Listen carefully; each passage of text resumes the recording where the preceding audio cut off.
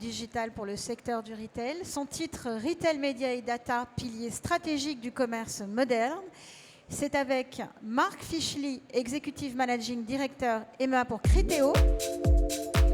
Ahmet Yucel, VP PG Europe Brand Operation. Bruno Delahaye, ex-Walmart Partner chez Cathay Innovation. Et Tash Whitmey, Managing Director Tesco Media et Insight Platform. Pour information, cette table ronde sera en anglais.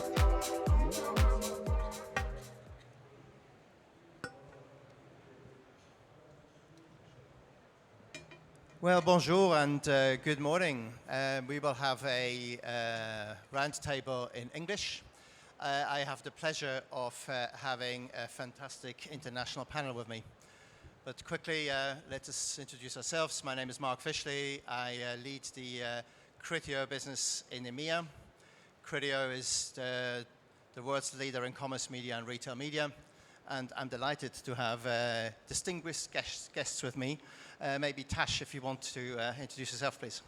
Thank you. It's wonderful to be here. Thank you for having us. I'm Tash Whitmey. I work for Tesco. Been at Tesco for 6 years. Before that, I was a company called Havas, who some of you may have heard of. I looked after the Club Card scheme, which is our loyalty scheme, for 6 years, and I'm now looking after our retail media acceleration, which is a joint venture between Tesco and dunnhumby. Bruno. Hi, I'm Bruno. So I'm based here in Paris. I wear actually several hats today, so I'm going to try to share that with you guys. But essentially, I'm a partner in a VC firm called Cathay. We have about, in total, we have about 6 billion or 5 to 6 billion under management, and we invest in startup. It's one of my hats. The second hat I'm wearing is essentially, I had the pleasure to be involved in the journey with Walmart Connect, right? So I spent about 4 years there and led the way pretty much in retail media there with the incredible growth we had. And my third hat is I work pretty closely with a retail media called Values. Thank you. And Ahmet, last but not least. Yes, hello everyone. My name is Ahmet. I am Vice President of Brand Operations in P&G. I'm responsible for media, data, digital, brand building and activations across the European markets. I'm with P&G for almost 20 years. I worked in different roles in R&D, sales, brand, for brands like Ariel, Fairy, Pampers, Always. I am an engineer by education, but I'm a passionate brand builder, and I love constructive disruption and innovation that delivers value. And these days, retail media is one of those things that I and my team spend a considerable amount of time. So very happy to be here. Thank you, the three of you. We have an interesting theme today. We will talk about retail media and data with our guests here. Retail media, really the growth driver in digital media in the past few years. In 2023, for example, it was growing by 22% versus an overall digital marketing market growth of 6%. So really the locomotive around this. And it's forecast by the IAB to reach 31 billion euros by 2028. So a fantastic opportunity, obviously, for many people in the room. We have the opportunity here to talk to people who have started up or run retail media networks and people who utilize clients of retail media networks. But let me start with a question about, what makes a good retail media network? What are the key success factors? What are the things that make that great? And then maybe also, what have we learned from other markets to come up with these kind of key success factors? And maybe, Bruno, if I could start with you on that one. Yeah, perfect. Happy to. First of all, retail media has got a massive differentiator compared to traditional media, I would say, which is measurement, right? And concretely, what that means is that when you put an ad, you actually know what is delivering, and it's deterministic. So you know the real impact. We are not guessing what could be the impact. We are not guessing whether, clicks are important or impressions are important or other things are important. we actually know for a fact how much this is delivering in terms of return. Some people call it ROAS, right? And we know as well how much incremental sales this is generating. And this power is incredible because you know when you are putting an ad, whether this is adding, right, to your bottom line, whether you are actually doing the right thing. Once you have that, then there's a second part which is tied to that, is that obviously you are able to target efficiently, right? Because you know you are able to identify which audiences responds to what, right? And this is what we call the closed loop. So that's definitely a key success factor, and that's why it's so attractive to, let's say, providers. If we talk about other key success factor, obviously scale, right? We've seen that in the US, we've seen that over the globe, right? Because there's a little bit of an hype around retail media. Everyone thinks or wants to do a retail media. As a matter of fact, right?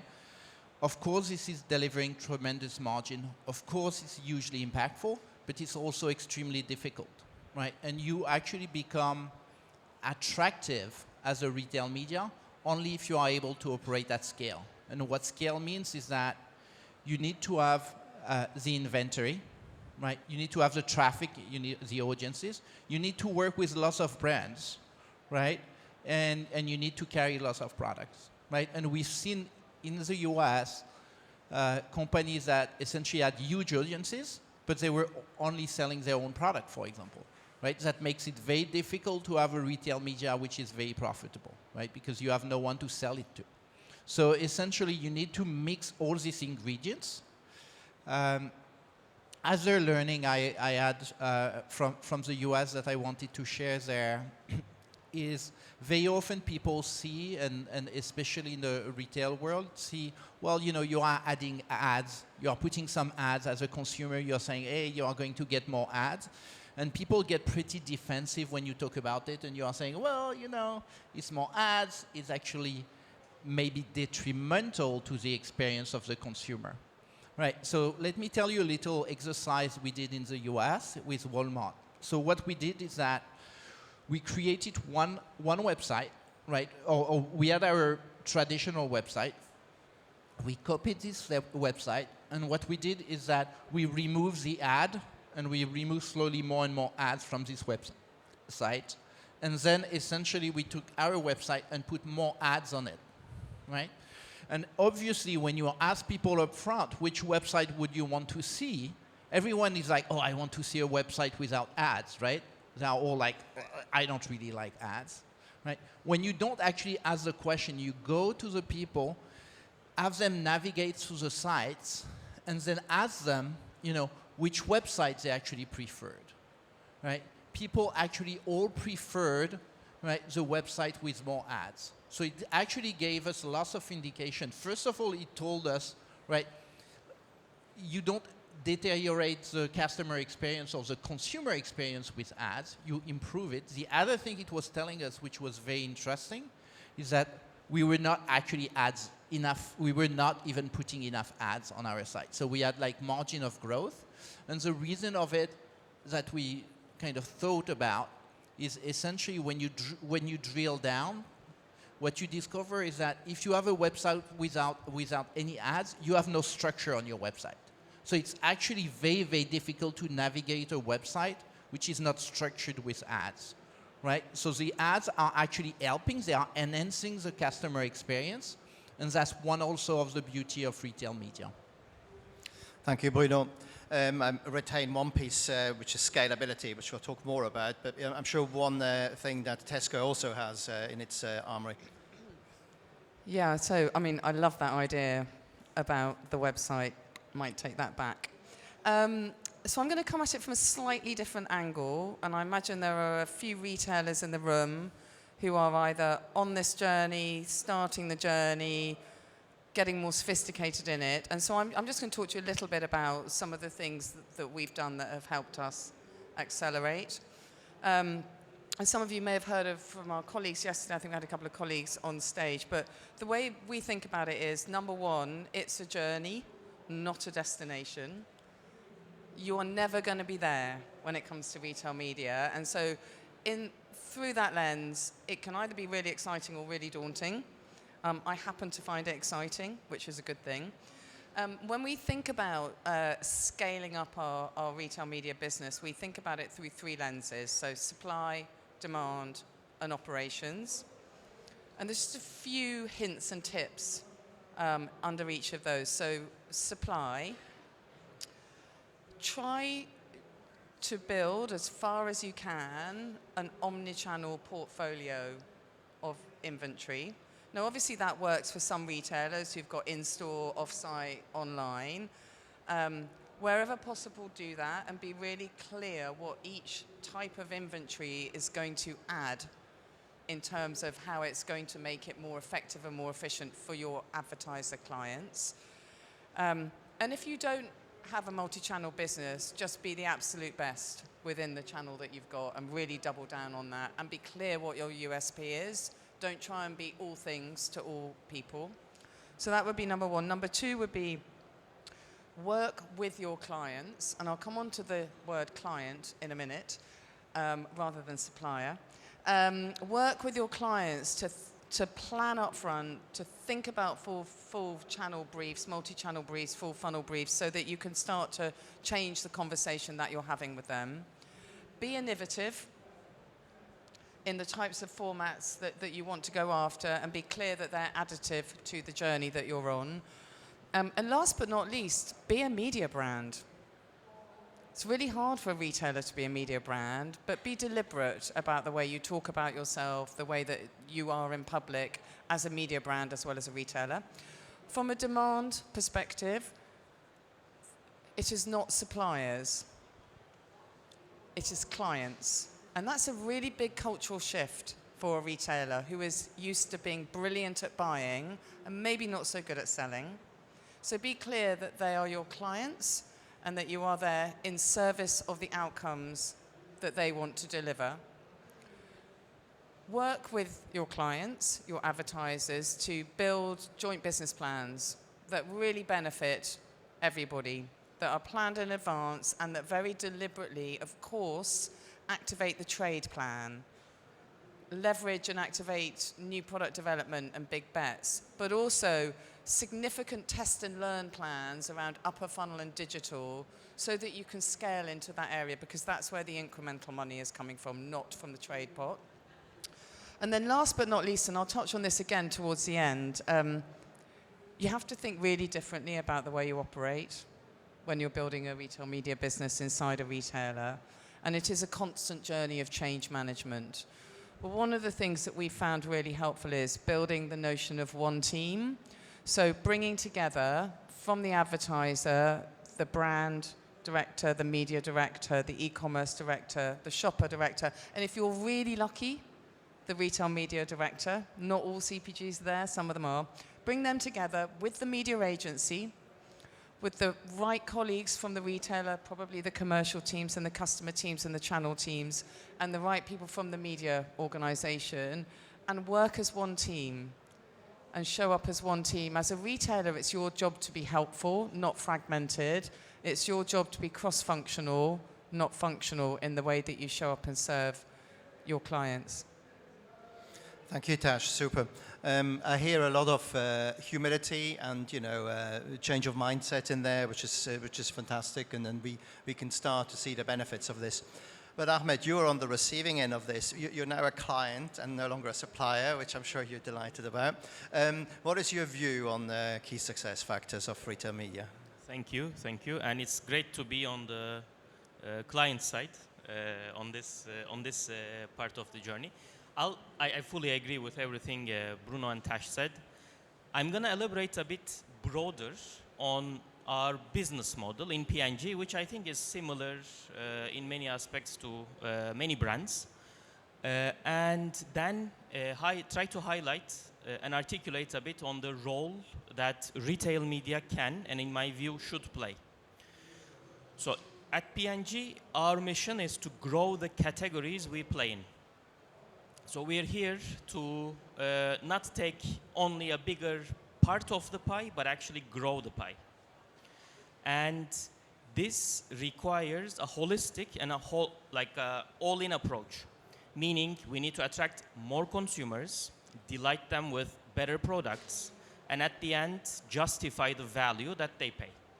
And if we do it right, this is value creation for the consumer, for the retailer, but also the media partner and us. And media, and also definitely retail media, has a big role to play in this.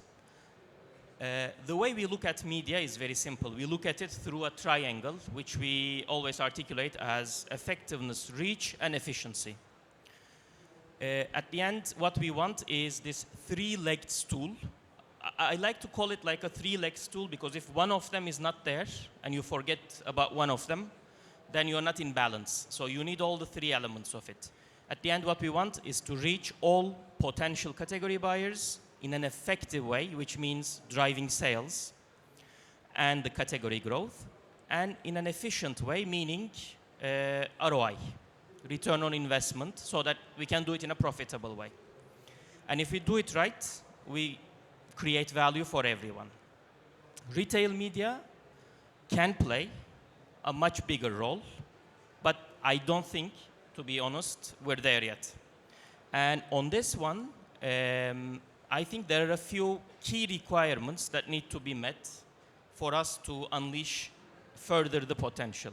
The first one, and I think you all touched on these ones. There are a lot of things, but I'll try to summarize the top three in my mind. And this is a journey, I fully agree. It's a journey, and for us as well. The first one is we really need a distinct separation between sales in the sense of a retailer and media. And even on the advertiser side, this is a big transformation. And I'm sure it's even bigger on the retail side. So we really need to treat them as separate, but also as what is required from a media vendor. Tied to that, the second requirement is the media governance requirements. This is what we are doing with all media vendors, meaning proof of performance verification, brand safety, third-party accreditation. So there is a lot of things that we are asking from all media vendors, and this applies to retail media as well. Why are we asking this? This is to ensure that the advertiser feels confident that the investment is protected and is effective. And then the third part, in my view, the one of the biggest challenges that we're all facing is scalability. I think we mentioned that earlier. From our side, the scalability means looking at it holistically so we can really see the true incrementality of the investment. And ROAS is a great KPI. It's better than not having it, but it doesn't necessarily represent the real incrementality from the advertiser point of view. We know consumers shop in different retailers. We all do. And when we look at narrowly in a siloed way on only ROAS in that retailer, it might not give us the true incrementality aspect of it. And we are responsible to make sure every dollar, every euro, every pound we invest works hardest to drive profitable category growth. So from our end, these are the requirements that, when met, help serve the objective of growing the category, which at the end delights the consumer shopper, creates value for the retailer, as a retailer, but also as a media vendor, and also the brands. Great, thank you, Ahmet. Let me follow on with a question here. So you have the opportunity to obviously work with multiple retail media networks across EMEA, right? And you've just given us a great overview of some of the key success factors, what will make the pie grow. What do you think is the state of affairs that you see with the different retail media networks that you work together? And what are some of the areas where we would like to sort of maybe take a step forward? Good question. I think there is great progress, but there needs to be much more. And it's a journey. It's a journey everywhere. We're very closely connected with our US teams as well, because we're learning a ton from there. But we're also learning in Europe region, which I'm responsible for. And I think there are a few enablers that really stand out. And when we do it well, together in partnership with our retail media networks, it unleashes a lot of potential. The first one is the emphasis on incrementality. So when there is a really strategic line of sight and enablement on looking at it from a true incrementality point of view, it opens a lot of bigger doors. And that comes with the right attribution models. That also comes with a mindset, a setup that serves this. To enable that, the second thing that is needed is, of course, as you all know very well, and the name of the event actually speaks for that, investment into technology and partnerships. I think it's super important that the technology should enable, and it's not an easy change management, but also partnerships are super important. What we see more in the US actually is the retailers are already moving to partnering with aggregators, with third parties to enable this a holistic view so that the advertiser can look at it from a broader lens and see the true incrementality. And then the third one is, I think, Tash, you also mentioned that, the enabling the test and learn culture. And this is very important because when you have a new toy to play with in your media mix from an advertiser point of view, you really want to play with it to see what it does. And in places, and we have increasingly in Europe, more retailers that enable us to do self-serve services where we can go, put some hypotheses, and then see the true output. Whenever we have that, that unleashes a lot of doors. So with these, I think we, from the advertiser point of view, can drive more incrementality. And when we see incrementality, the resources, meaning our time, teams, and our investment flows to where there is more incrementality. So my plea would be to really look at it from that lens to enable the emphasis on incrementality from technology partnerships, as well as enabling the experimentation culture. Good, fantastic.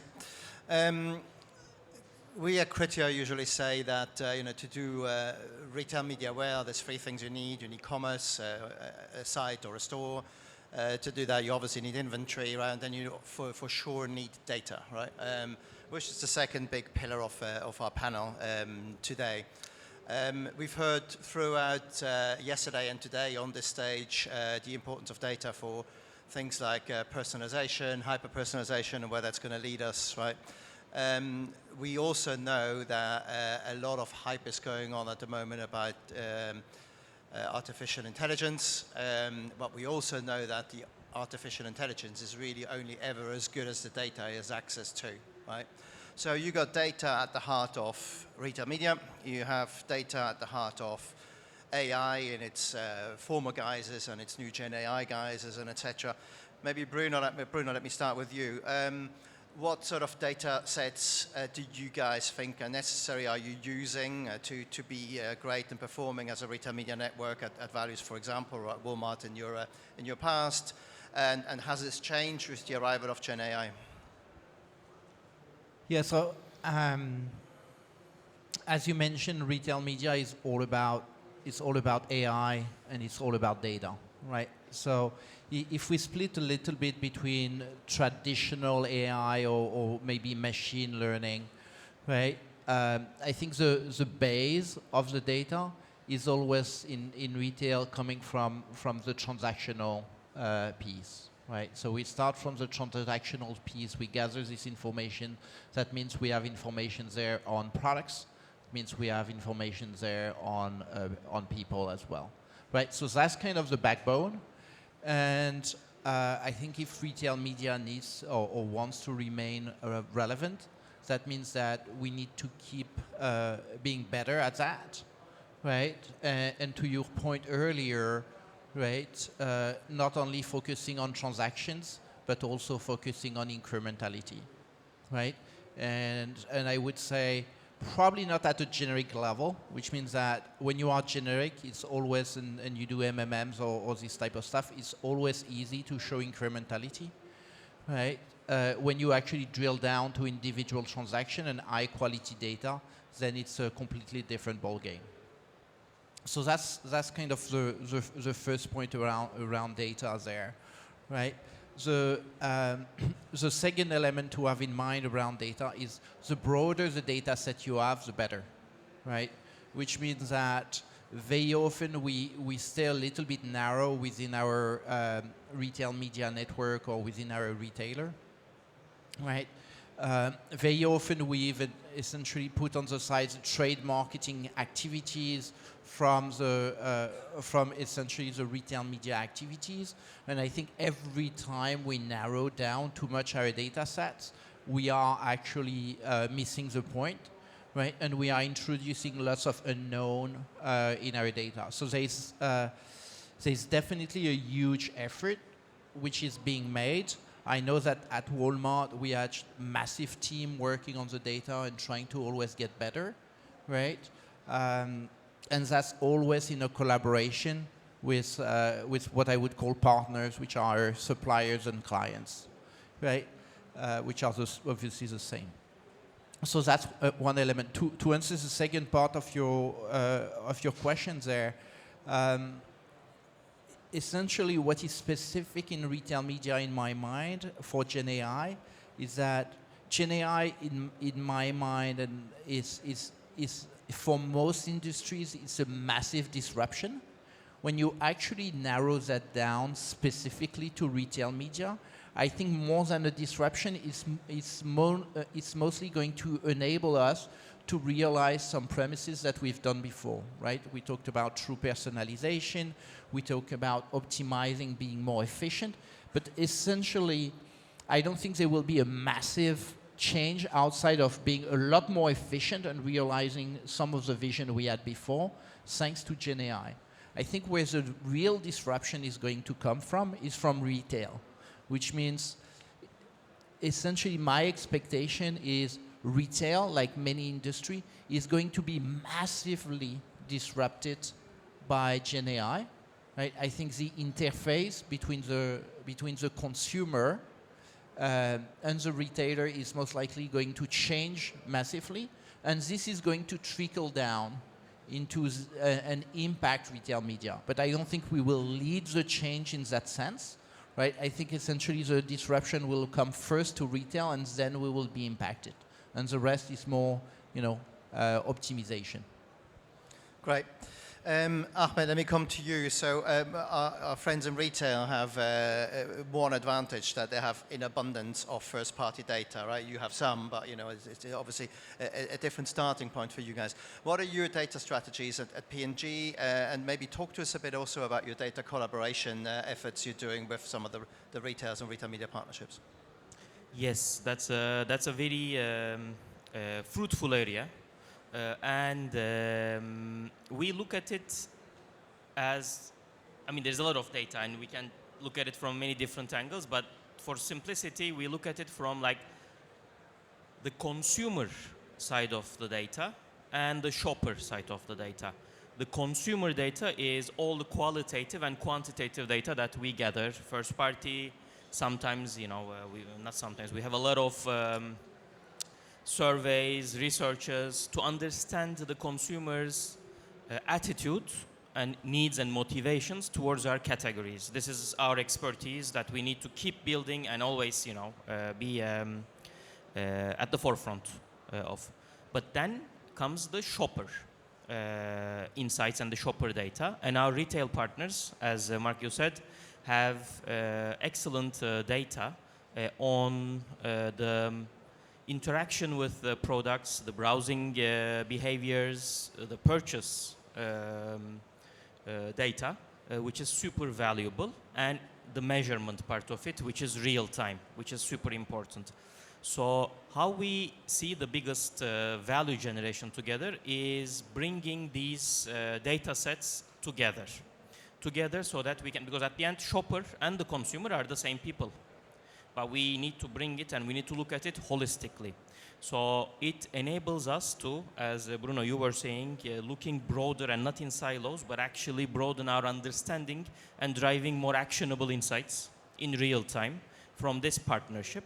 And again, this will drive, and for this to be true, scalability, again, is very important. It all it always comes back. Scalability is important because one, that enables us to do it at bigger impact, but also in a more privacy safe way, without going too individual. But also it enables us to do it in a way which is also resource efficient. And AI comes into picture in that sense, and we already are using with our partners, and I think we're just at the beginning of a journey. What does AI do? AI enables us to bring different data sets and drive analysis and insights at a much bigger depth and breadth. AI enables us to do much more agile experimentation, because from the insights, you develop a hypothesis that is, potentially driving category growth, but you need to go and test it. And with AI, that is done at a much more agile and scaled way. And the last and not least is it enables us to reapply what is proven faster. And AI plays a huge role, especially if you consider multiple brands, countries, that from our point of view, AI has a very critical role in that sense as well. So, wrapping it, the collaboration of understanding the user, consumer, shopper from all angles is enabled by this data partnership. Scalability, technology, and AI plays a huge role to make it useful, because otherwise we have lots of data that we don't know what to do with, and in a way that is linked to the ultimate objective, which is growing sales and category growth. Fantastic. Tash, you talked earlier about how retailers need to have a mindset change of, from suppliers to clients, right? And so Ahmet just talked about data collaboration. What collaboration with your clients is Tesco doing in data and beyond?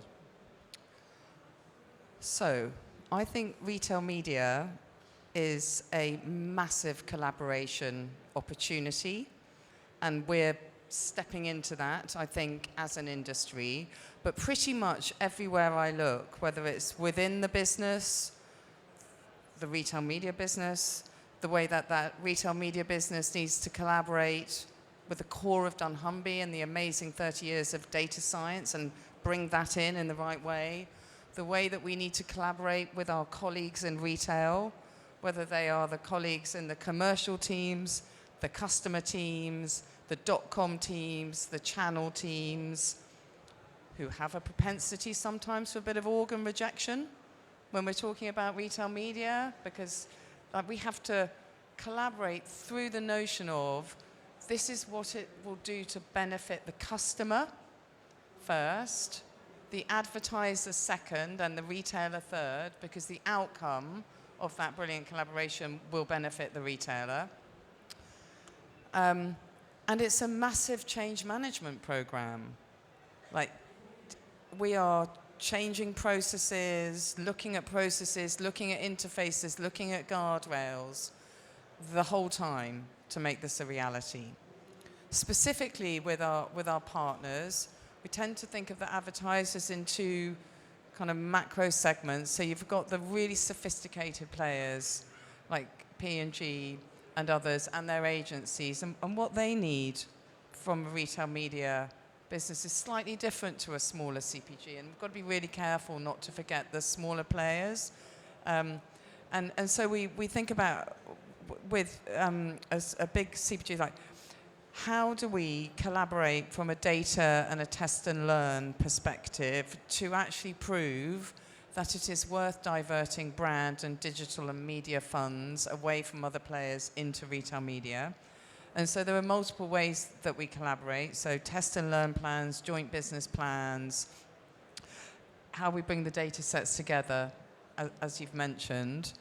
And then with the smaller CPGs, like, what is it you actually need? Probably less about large-scale scenario planning, large-scale data cooperatives, and more around how do we get the right level of exposure in your stores and on your website for the outcomes that we want to, and what's the support that we need through self-serve and campaign management. And so kind of everywhere I look, whether it's within my business or into Tesco or into dunnhumby, or into all of the CPG advertiser partners and media agencies, I think collaboration is the critical enabler of success. Thank you, Tash.